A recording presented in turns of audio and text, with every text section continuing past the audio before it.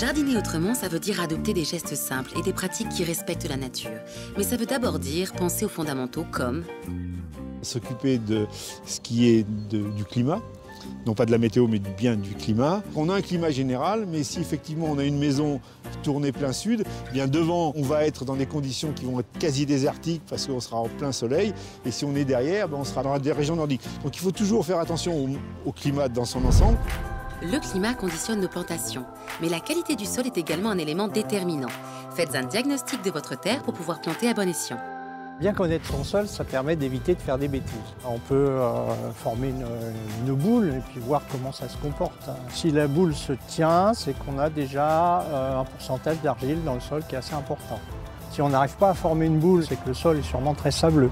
Climat, sol, vous devez donc bien connaître votre environnement pour bien jardiner, car plantes et légumes se répartissent sur vos terres en fonction de ces deux critères. Ensuite, à vous de choisir les plantations adaptées et de bien les planter. Il y a un adage que j'aime bien, c'est la bonne plante au bon endroit. Quelquefois, on va faire une plantation parce qu'on est séduit par l'allure d'une plante, puis on va le mettre dans son jardin, mais on n'a pas peut-être suffisamment réfléchi par rapport à la croissance ou aux besoins de cette plante. Réfléchir à tout ça en amont, c'est s'éviter bien des désagréments et permettre à son jardin de s'épanouir en toute quiétude. Souvent on dit un bon jardinier, il a la main verte.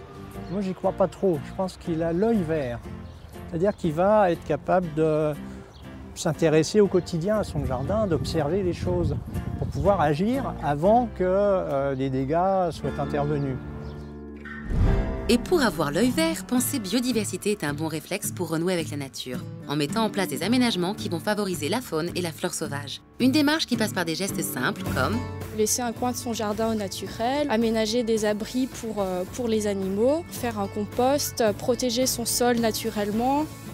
Avec ça, pas besoin de pesticides ou d'engrais. Il suffit simplement de choisir sa méthode et d'adopter une attitude écologique, comme avec le compost. Le compost, c'est recycler des déchets verts du jardin ou de la cuisine qui vont être transformés par des micro-organismes comme les champignons, les bactéries et aussi les décomposeurs comme les vers de terre. Cette transformation va amener à la formation d'humus qu'on retrouve aussi naturellement dans les milieux forestiers au sol.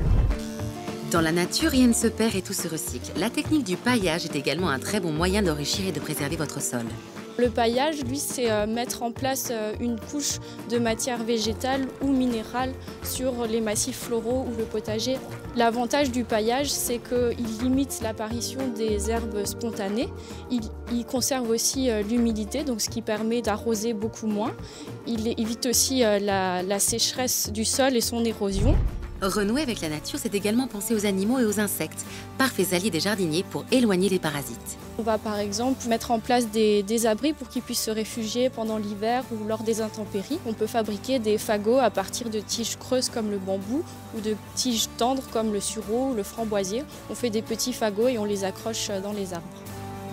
L'important, c'est de donner envie à la faune de venir se poser dans votre jardin, car les petites bêtes qui s'y promènent participent à son cycle naturel. Aujourd'hui, dans les jardins, c'est primordial si on veut qu'il y ait un équilibre qui s'installe. Et on a tendance, nous, jardiniers, à être un petit peu trop formalistes sur le jardin et à avoir des notions de jardin propre. Ça veut dire aussi qu'on ne veut plus rien, ni d'herbes sauvages, ni de plantes sauvages, et encore moins les animaux qui les accompagnent. Certes, on ne veut pas forcément accueillir tous les nuisibles au jardin, ce n'est pas l'objectif, mais on peut essayer de faire en sorte qu'il y ait un équilibre qui s'installe. Et pour que cet équilibre s'installe, favoriser la présence de prédateurs naturels est une bonne chose, même une très bonne chose.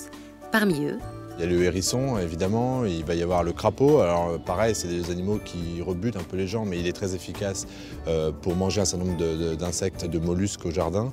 Vous pouvez accueillir facilement, évidemment, la célèbre coccinelle, la chrysope, on l'appelle aussi la demoiselle aux yeux d'or. On peut accueillir aussi le perce-oreille, qu'on appelle forficule. Tout ça, c'est des insectes qui sont considérés comme auxiliaires, aides du jardinier. Et si vous souhaitez un peu aider la nature, quelques recettes de grand-mère peuvent s'avérer bien plus efficaces qu'un pesticide.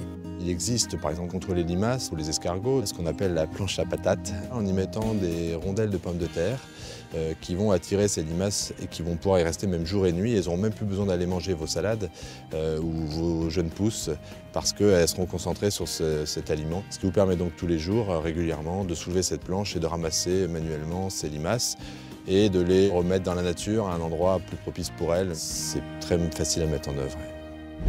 Toutefois, si une maladie ou une invasion de pucerons ravage votre jardin et que l'utilisation de pesticides devient nécessaire, assurez-vous que mon produit est bien fait pour moi, jardinier amateur, c'est-à-dire qu'en France, on a la chance d'avoir un logo emploi autorisé dans les jardins, qui veut dire que ce produit a été spécialement conçu et dont on a évalué les risques pour la santé et l'environnement.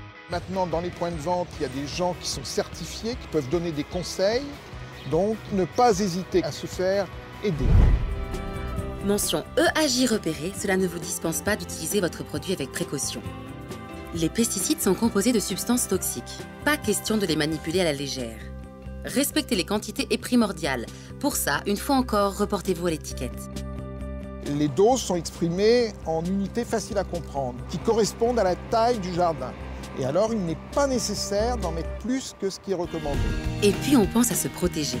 Mais se protéger, ça veut dire quoi? Éviter de traiter en short et en t-shirt. Il faut avoir un t-shirt à manches longues, un pantalon et puis des gants. Parce que la phase de contamination la plus importante, ce sont les mains. Également, si on a des enfants, si on a des animaux de compagnie, eh bien, le temps que l'on fait son traitement, on les éloigne et on attend que ce soit sec pour que les gens reviennent dans le jardin. Vous l'aurez compris, on ne rigole pas avec les pesticides. Et surtout, on ne pulvérise pas son jardin à la première occasion venue. L'intervention, qu'elle soit chimique, voire de biocontrôle, ça ne doit pas se faire dès le premier puceron présent sur mon rosier ou sur mes légumes.